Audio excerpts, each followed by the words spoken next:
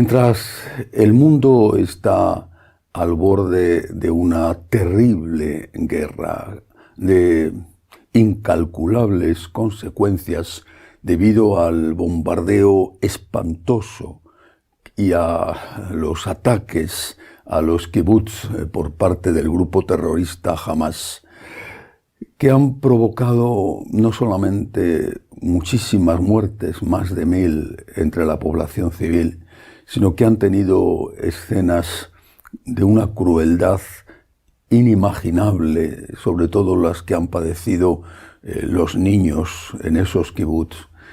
Mientras que el mundo se encuentra ante esta nueva guerra, repito, de unas consecuencias incalculables, el sínodo sobre la sinodalidad sigue sus pasos, sigue adelante. Los llamados círculos menores, pequeños grupos de diálogo, se siguen reuniendo, son grupos de 11, 12, 13 personas en torno a una mesa redonda, se siguen reuniendo en el gran aula Pablo VI, la gran sala Nervi, desprovista ya de sus sillas para las audiencias. Y están haciendo un ejercicio de escucha, de diálogo, que personas como el cardenal Miller o la presidenta de los focolarinos, Margaret Carram, han declarado como muy positivo, han elogiado lo que se está haciendo en esos pequeños grupos desde la perspectiva de diálogo. La presidenta de los focolarinos, repito, Margaret Carram, decía en unas declaraciones: la sinodalidad, decía esta extraordinaria mujer que está viviendo estos días con un especial sufrimiento debido a que ella es palestina y es católica. Decía, la sinodalidad debe convertirse en una forma de vida de la Iglesia. Escuchar al otro con respeto, más allá de las opiniones diferentes. Si el objetivo del sínodo, si el objetivo de la sinodalidad fuera no habría que oponer ninguna resistencia, ni habría que tener ningún temor. Escuchar, dialogar, oír opiniones distintas y que oigan también las tuyas, a mí me parece que eso no es malo. El problema es cuando detrás de esto hay otras intenciones y se buscan otras cosas. Cuando, por ejemplo, de lo que se trata es de vaciar de contenido o hacer inaplicable la ley moral de la Iglesia. Ese es el verdadero problema. Y eso, de momento, porque después será distinto, de momento se pretende llevar a cabo no negando la existencia de esa ley, sino diciendo que esa ley moral que se mantiene, en ese caso concreto, esa ley moral no se puede aplicar y por lo tanto no es pecado. Se está intentando llevar a cabo lo que ya fue una teoría teológica de moda en el siglo pasado, la teoría de la ética de situación. Una ética de situación que tuvo muchos padres, Sartre, Heidegger, Bullmann, Tillich, pero que sobre todo fue sistematizada por un teólogo anglicano, Fletcher. Nació en 1905 y murió en el año 1991, por lo tanto su vida abarca prácticamente todo el siglo XX. Fletcher, repito, sistematiza, no es el creador, pero sistematiza esta ética de situación, esta moral de situación. Para él, todas las leyes, reglas, principios, ideales y normas son sólo contingentes, sólo válidas si sirven al amor en una situación particular y por tanto pueden romperse o ignorarse si otro curso de acción consigue un resultado más amoroso. Qué bonito es el amor. Y si se quieren, ¿por qué no? ¿Cómo puede haber algo que sea considerado malo si los que lo hacen movidos por amor? ¿No les suena esto que estoy diciendo a lo que muchos teólogos, obispos, sacerdotes dicen hoy en día? Los 4 principios de acción de Fletcher son pragmatismo, hay que ser pragmáticos, nada de pragmáticos. Relativismo, no hay nada absoluto, todo es relativo. Positivismo, y él cita la primera carta de San Juan, amémonos unos a otros porque el amor es de Dios. Si hay amor, no hay ley moral que pueda imponerse o que deba aplicarse. Y luego el personalismo, que significa que las personas están por encima de las leyes. Elabora también Fletcher una serie de proposiciones para aplicar en la vida cotidiana, que son, al ser elaboradas, sistematizadas, muy reveladoras de lo que hay detrás de esta ética de situación. Por ejemplo, la 5ª de sus proposiciones dice claramente, así abiertamente, que el fin justifica los medios. Se ha acabado un principio básico de la moral cristiana. El fin justifica los medios.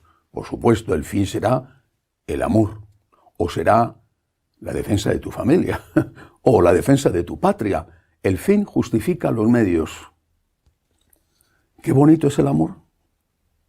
Y cuando el que aplica esta teoría es un terrorista que pone bombas o mata niños, porque para él el fin justifica los medios y esos son simplemente daños colaterales.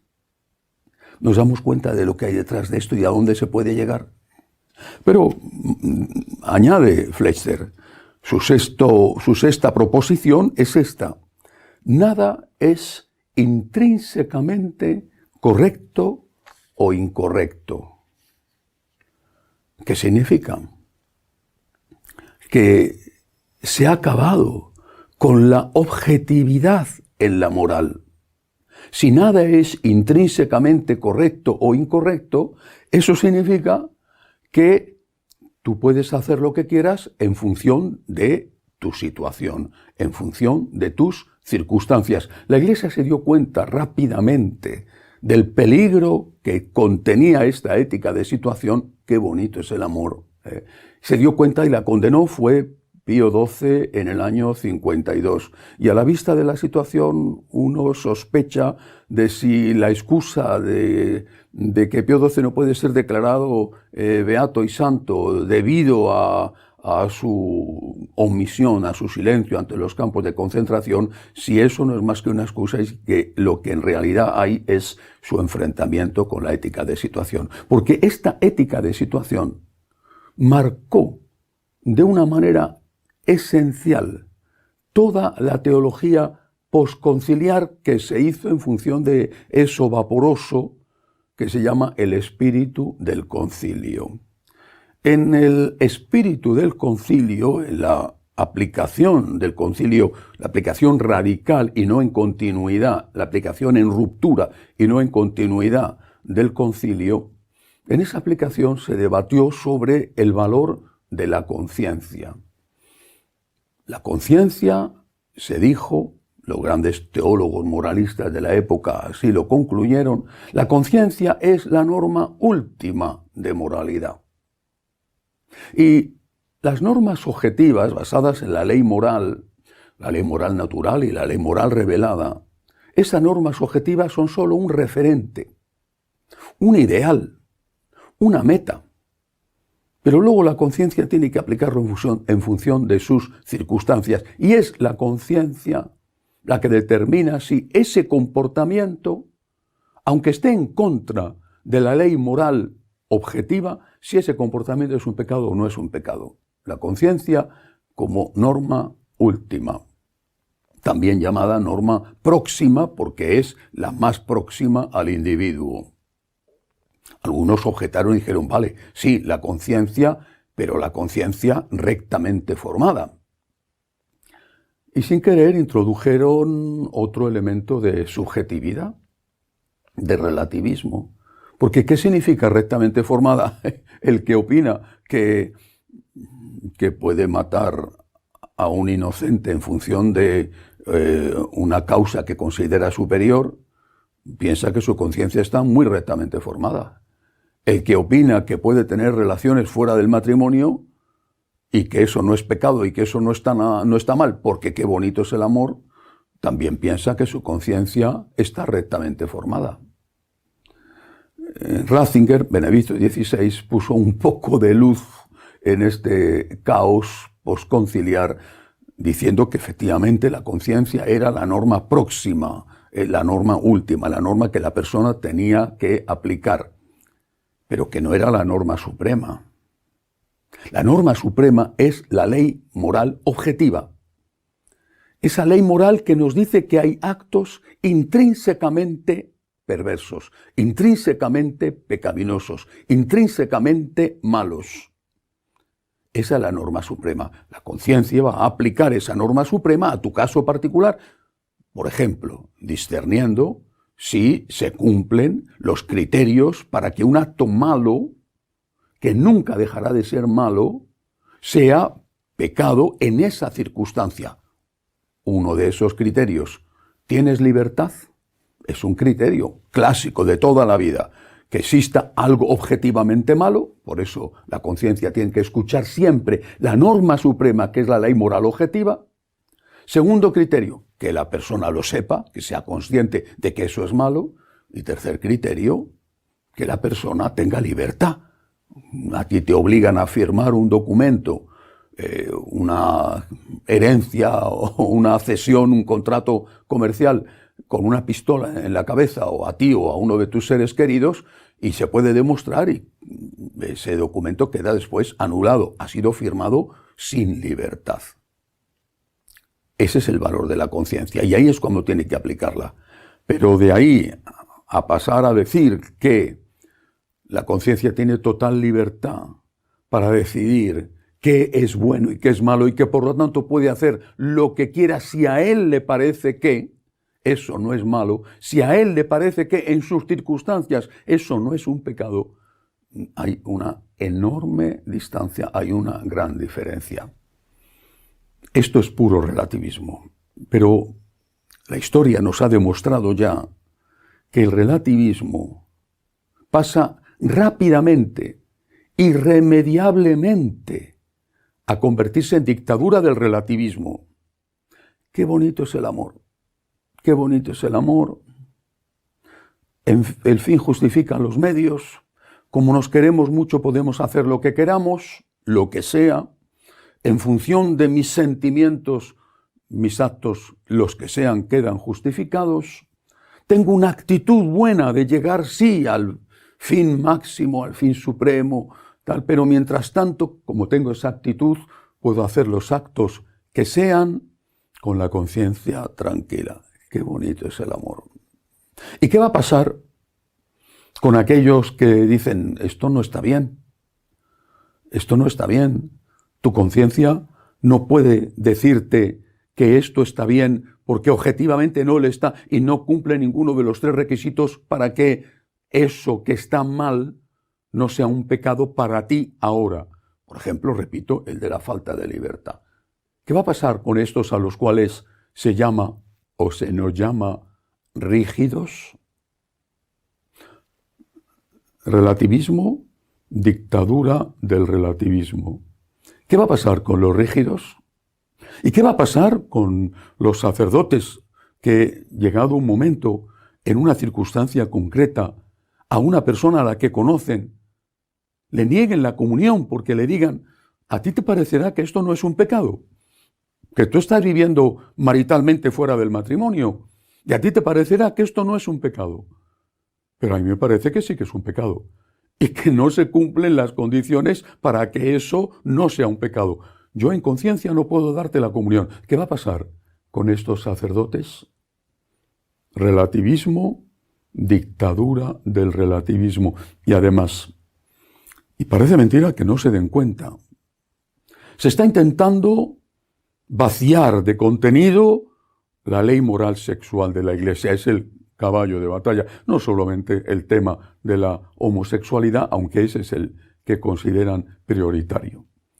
Vaciar de contenido la ley moral sexual a base de la ética de situación. De momento, no discuto que eso esté mal, pero sí digo que en esta circunstancia, y cada uno decide por sí mismo, esto no está mal para esa persona. Vale. ¿Y eso no abre la puerta a otras cosas? Si el que convive maritalmente fuera del matrimonio, homosexual o heterosexual, si el que hace eso considera que no es pecado para él, no puede hacer lo mismo en función de otros argumentos. ¿No puede hacer lo mismo el narcotraficante? ¿El pederasta? ¿El violador? No puede hacer lo mismo y decir, es que yo, mire usted, tengo que sacar adelante a mi familia. ¿Qué quiere usted que le diga?